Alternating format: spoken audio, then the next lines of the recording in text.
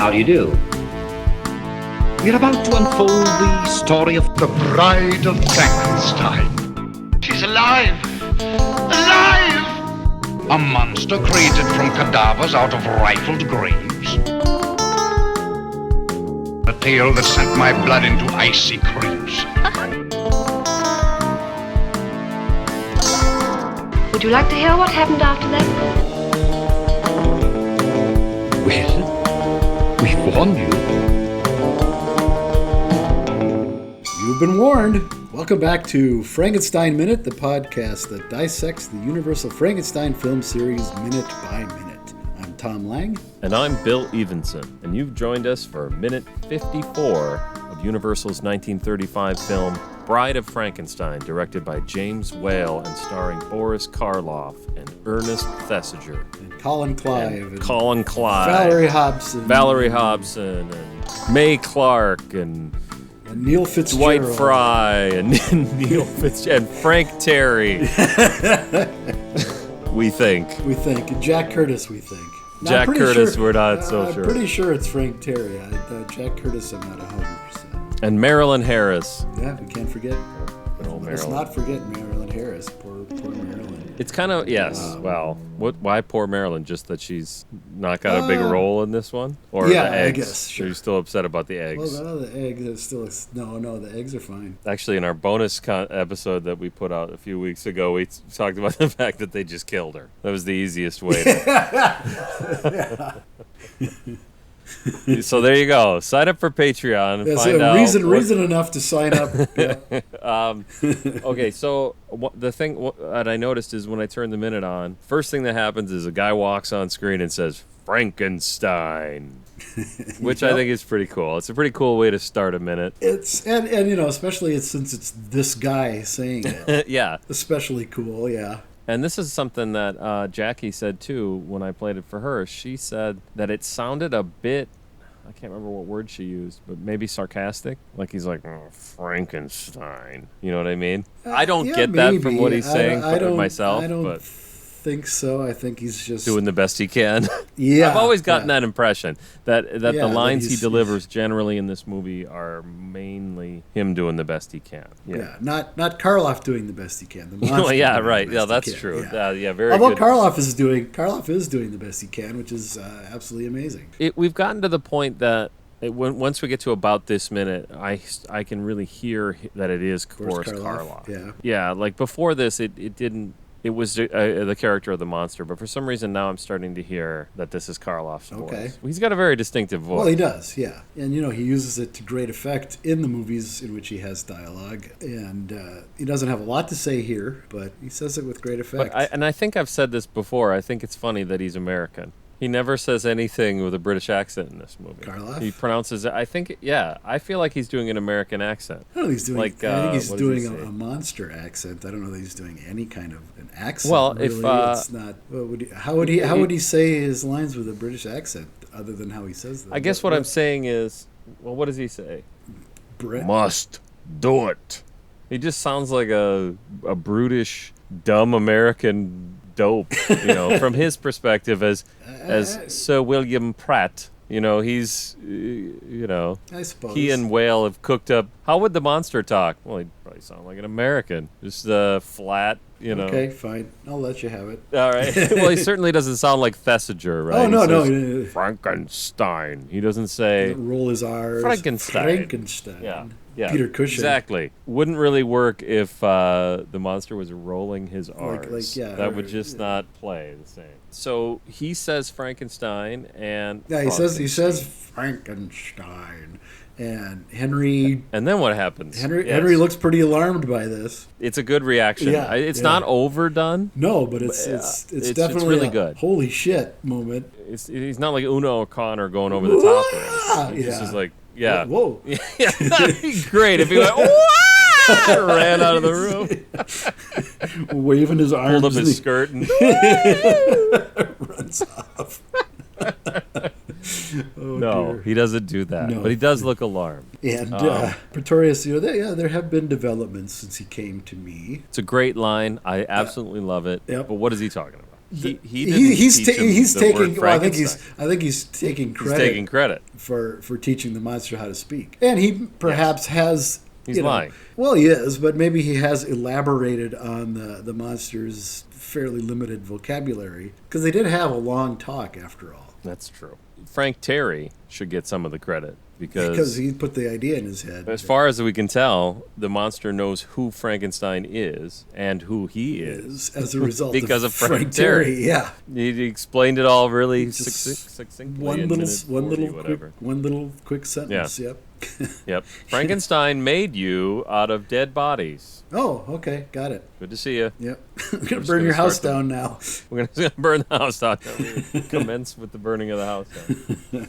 So you had mentioned Pretorius on the left of the screen. Yeah. And the way he looked there. The thing I noticed in this minute is the monster steps forward, which forces the camera to move to the right along with him. Well, it pans with him. It pans slightly to the right as he steps forward. Yeah, so then slightly to the right. And Pretorius comes around the back of him and ends up on the right side of him. Yep. Which I just adore that for some reason. It's just a perfect. It's some nice blocking, because they're moving so differently. First of all, the monster is doing the Frankenstein monster walk. Yeah, clumping forward. Yeah. And Pretorius kind of flits around the other side, which is like. To me, it adds to this atmosphere of Pretorius being like a puppet master or whatever. Oh, absolutely. Sort of controlling. Sort of Mephistopheles or something like that. And he's got that long black coat on, and like I said, before, how he's got his arms with that kind of the hand cocked up and. It's funny, just you doing that was very evocative. Yeah. See, just putting your arms in that position. Yeah, you immediately think of Pretorius with that. I think he does it in the Old Dark House, only not with a different effect altogether. Cause, right. Because the more character, nervous. the character there is much more flighty and never in command of the situation like Pretorius almost always is. Except when talking to Elizabeth, apparently. Well, the end result of all of that. First of all, I guess the end result, Pretorius wins. Yeah, he does. So, he gets what he wants. There you go. I was going to say they might square off against each other, but nobody. Pretorius doesn't lose any ground. No, he comes away. And in fact, he ultimately wins. He comes away with exactly what he wants. Till about minute. 74 might say otherwise, but yeah, we'll get there. Okay. Okay, then we have a big moment where it's a reversal of I forget what minute in Frankenstein, where Henry tells the monster to sit down, but he tells him gently to sit down. Monster's not quite so gentle. Sit down. Waves his arms through the air, and Henry boy, like a bolt, just sits down. I'm not fucking with this guy. Well, Clive, he probably fell down. Wasn't thrilled to be standing. Yeah, he probably fell down. He probably fell down for one of a list of reasons. Right? Yeah, any number. Take your pick. Clive passes out. Yeah. I think this is the end of the sit-down saga. It is. Right? We've talked about sit-down a number of times. I strung esteemed them all Dino together. Stamatopoulos pointed out a sit-down in one of our random minutes in the hut with the hermit. I think this could be the end. I think it is. And a great and fitting end. Yep. Down, you fool. Sit down, please. Sit down. Sit down. Sit down. Sit down. Go and sit down. Sit down. Sit down. Well, it doesn't bookend it necessarily because Henry tells Elizabeth and Victor to sit down first. Yeah, that's true. It's not exactly a bookend, but it's a nice coda. So this is a bookend to him screaming it at Bowles. Sit down, asshole. We should do the asshole cut of Frankenstein, where every time anybody talks to Victor, they end with asshole. I'm far too fond of you, asshole. The script says Henry sits immediately obeying Dash as the monster once obeyed him. Yes, so it acknowledges it there too. I have that here too, and I wrote that down for that same reason that you just said it. It bookends it. Yeah. It's definitely deliberate. It's a deliberate callback. Yeah. But I notice also, then it says -- half hypnotized. Oh, yeah, I guess I didn't write that down, but yeah. I don't know if he's No, half hypnotized. I think he's just scared shitless. This is more... But some of it said that. Scared shitless. 1935 screenplay. Yeah, that'd been great. Yeah. I'm going to change my I'm sure copy. Whale just said it on set. Yeah, Okay, no, Colin. Colin, you're scared shitless. You're scared shitless. What a thing to be. Shitless. Well, What does that mean? I had a touch of flu over the past week, and I can tell you how it feels. To be shitless? Well, yeah, well, you're just all out of contents, and it's still trying to come out. What an odd time to have this conversation. Do you know that I turned 50 this year? Yeah, I did. Do you know what I did last week? What did you do last week? I got that medical procedure that you're supposed to get when you turn 50. Oh, yeah, fun, isn't it? Yeah. Yeah. Speaking of shitless, yeah. Nobody knows shitless like I know shitless. Yeah. And Well, it was great, too, because you go in to get like. the actual procedure. Everybody I spoke to, and I spoke to maybe a half dozen people, and they all said the same thing. The hard part's over. Yep, it's pretty much true. Now you're just going to take a nap, and Yep, that's the end of it. Then you're done, yeah. Yep. I've had it twice now, and the drugs they give me don't seem to have any effect during the procedure because I'm awake and fully aware of what's happening. Yikes. And I told them the second time, I need something stronger because last time didn't do shit. Here we are. Watching it on color TV. Oh, that's my colon. Well, I mean, I guess there's some appeal to that. Some appeal to watching your own colon. Yeah, I suppose. Well, honestly, I had somebody tell me, watch it. It's great. It is kind of interesting, yeah. Oof. Well, you said you've had it done twice, so I assume you're on the same plan I'm on, which is the plan they give you when they find something. Yes. So first got to time, watch them find something? Find something and burn it off, and then the second... Burn, that's what they do? They burn it off? Yeah, that's what they did. And the second time, they didn't find anything, so now I'm back on the 5-year plan, so... I was on the 3-year. Oh, so I had I it when see. I was 50 and then 53, but now I'm on the 5-year. Okay. Congratulations. Thank you. I thought that I'm on the 5-year because they did find something. Oh. Yeah. No, yeah. usually that's what Whatever. they recommend, so. Man. You think we got complaints about talking about Star Wars? You know, I think it really does work as a medical procedure podcast. I guess so. We talked about stents. We did a whole whole stent thing about episode. stents, yeah.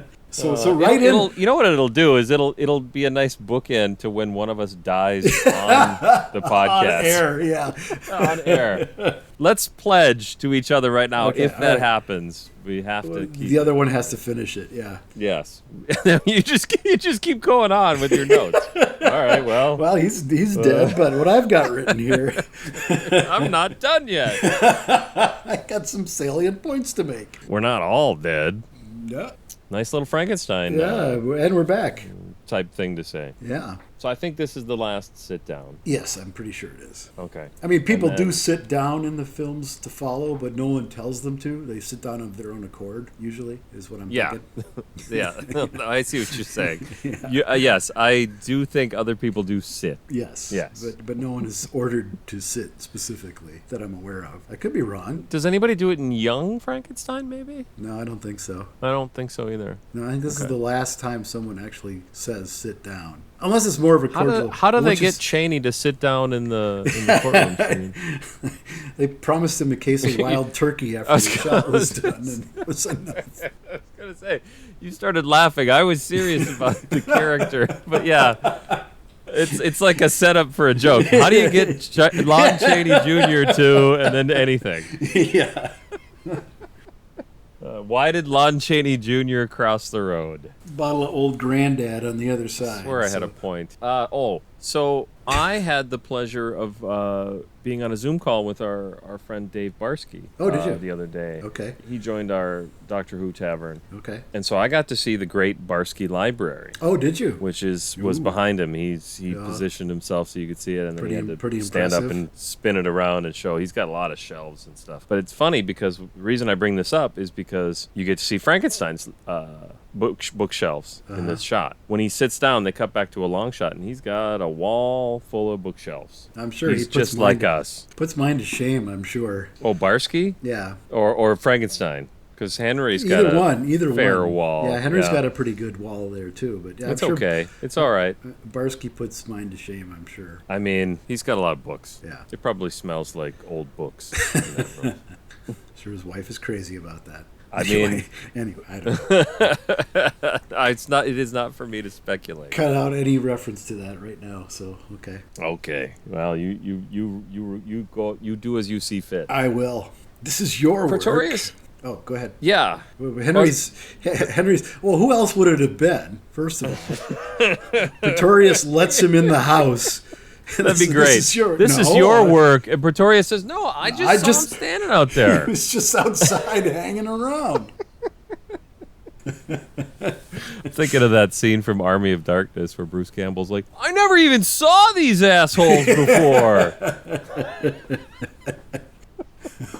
I've decided asshole is the funniest word in the world. Because I finally watched Darjeeling Limited. Oh, okay. Yeah. And the most dramatic scene in that film is when the raft with the children on it, the teenage boys that are having trouble, and it becomes a very dramatic scene. But the way that scene starts is Owen Wilson says, "Oh, look at these assholes." Yeah. And you laugh. And then all of a sudden it's just epically tragic. Yeah, and I think there's a good use of the word asshole in Tenenbaums now too, but I can't think what it is. Certainly, Fish Called Wanda has a good use of the word asshole. It's kind of a running gag. Remind me.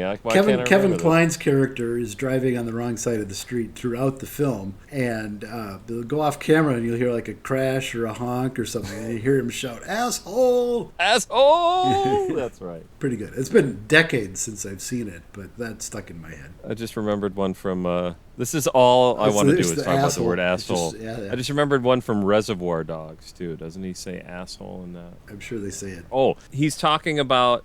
Oh, God. He being... Who's the guy? Harvey Keitel is talking to Michael Madsen's character, or about Michael Madsen's character, going crazy during the bank robbery and shooting a bunch of innocent people, and he says... Asshole! Just like it'll always make me laugh, that word. There's a line in it's one of the Dirty Harry movies, I think Sudden Impact, where he's trying to get past some security guards and they're not going to let him through, and he's like, "Yeah, I'm going to have to call down to or call in emergency medical or something because there's a couple of sorry looking assholes with multiple contusions and abrasions."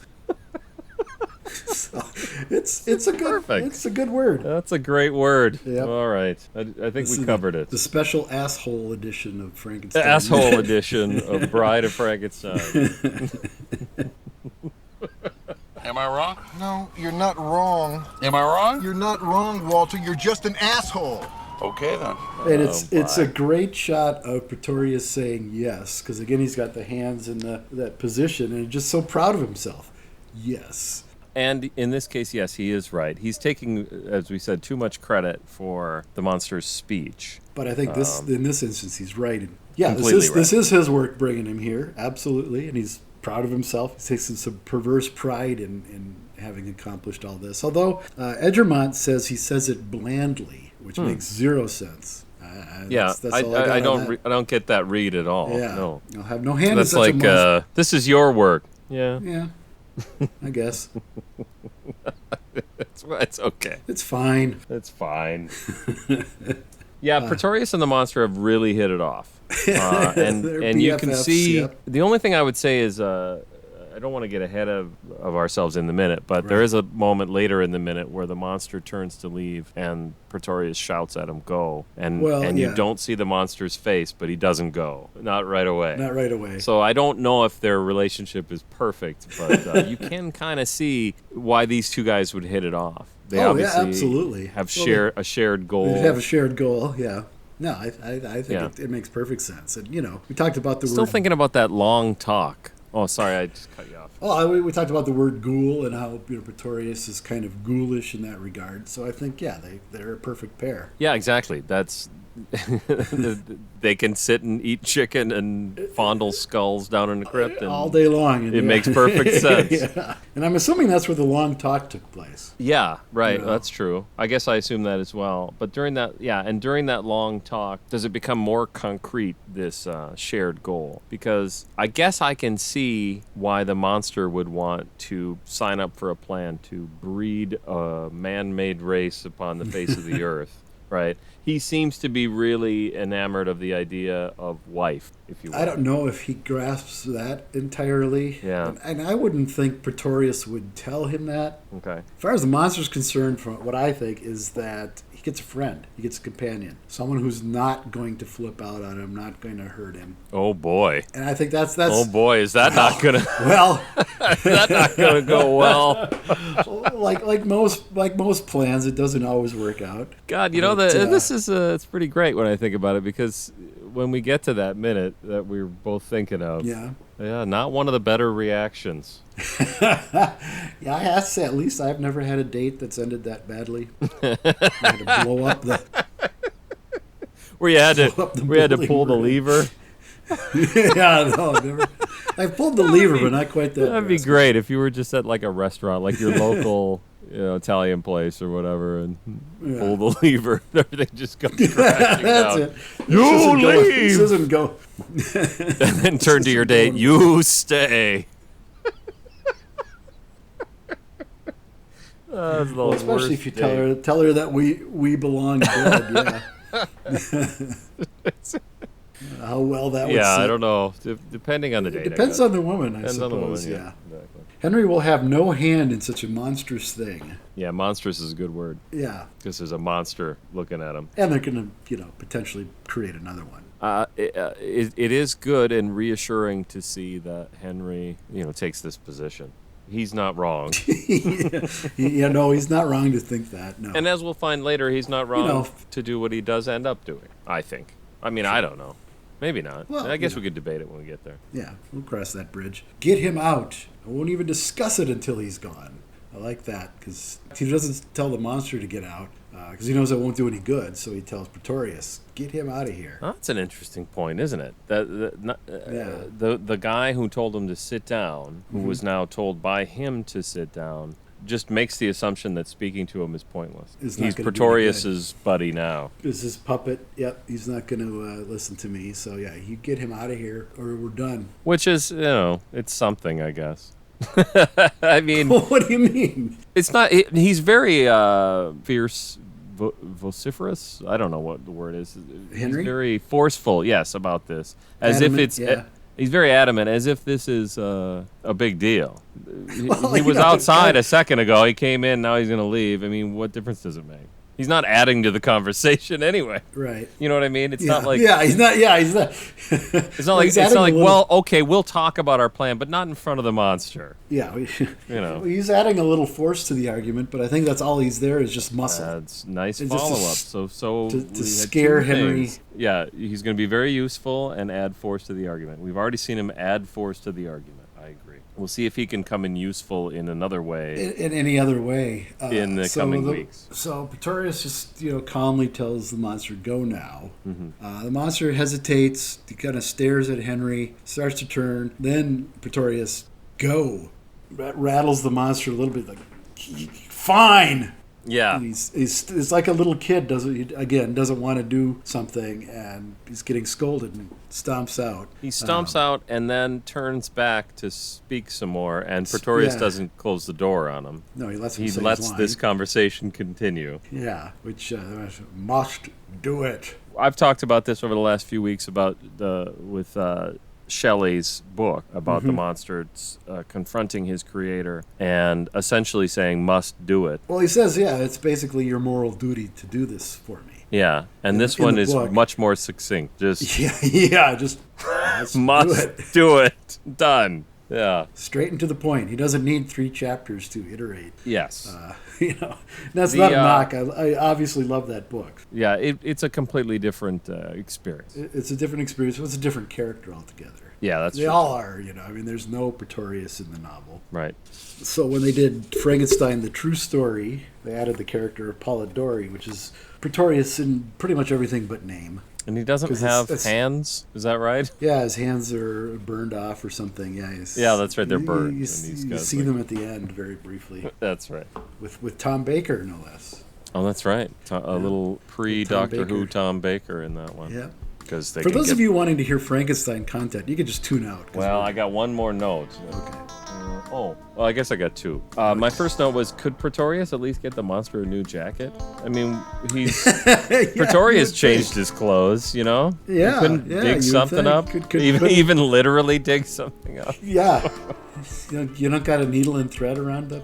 Yeah. And the other note was just that it's cool to see Henry and the monster have a conversation. I mean, this is really it. Yeah, the next conversation they have is not... Work. Yeah, work. Yeah. So, not much of a conversation. No, they're not. They're not Again, real chatty, the two of them. Just like every boss I've ever had.